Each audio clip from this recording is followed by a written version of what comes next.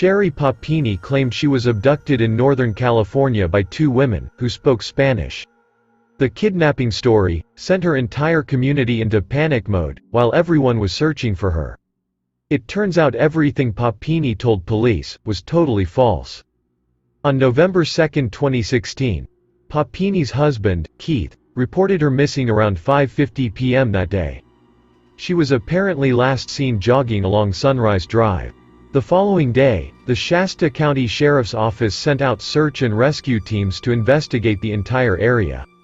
Keith said that he had received a text message from Sherry at 10:37 a.m. on November 2, asking if he was coming home for lunch.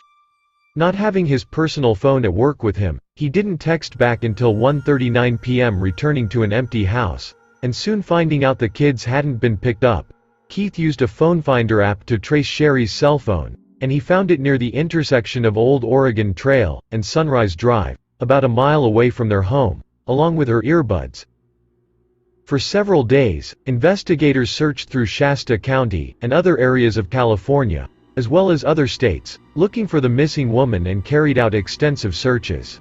At around 4:30 a.m. on the morning of November 24, 2016, 22 days after she went missing, a number of motorists called 911, including a truck driver who stopped and waited for California Highway Patrol to arrive, and to report a woman standing or running down the middle of Interstate 5 in Yolo County. It turned out to be Sherry, found 146 miles away from her home. Her hair was cut, she was covered in bruises and other marks, and she had a chain around her waist that was tethered to one of her wrists. Sherry was taken to Woodland Hospital in Yolo County, where she was reunited with Keith. Sherry describes her captors as two Hispanic women with a handgun, driving in a dark-colored SUV. One is younger, with long curly hair, thin eyebrows, pierced ears, and a thick Spanish accent. The other woman is older, with straight black and gray hair and thick eyebrows.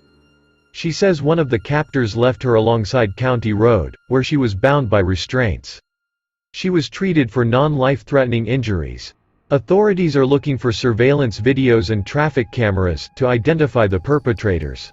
She said she'd spent much of captivity chained in a room with boarded-up windows, and that the women played loud music.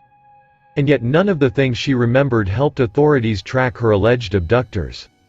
It wasn't until the spring of 2017 that investigators found the piece of evidence that would lead them to the shocking conclusion that Sherry Papini wasn't abducted. It was revealed that officials found DNA from two people on Papini, from both a man and a woman. She originally claimed she was abducted by two women.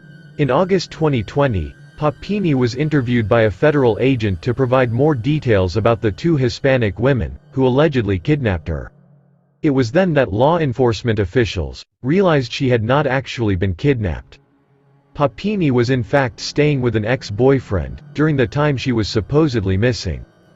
The DNA on the shirt she was wearing was her ex-boyfriend's, and phone records showed that Papini and her ex were seeing each other, sending flirty text messages dating back to 2011. However, she continued to deny when questioned, sticking to her story that she was abducted by two Hispanic women. For the 22 days that she was abducted, she was really hanging out with her ex-boyfriend in Southern California. She supposedly harmed herself to make it seem like she'd been abducted. On March 3, 2022, she was arrested and charged for lying to federal agents about being kidnapped.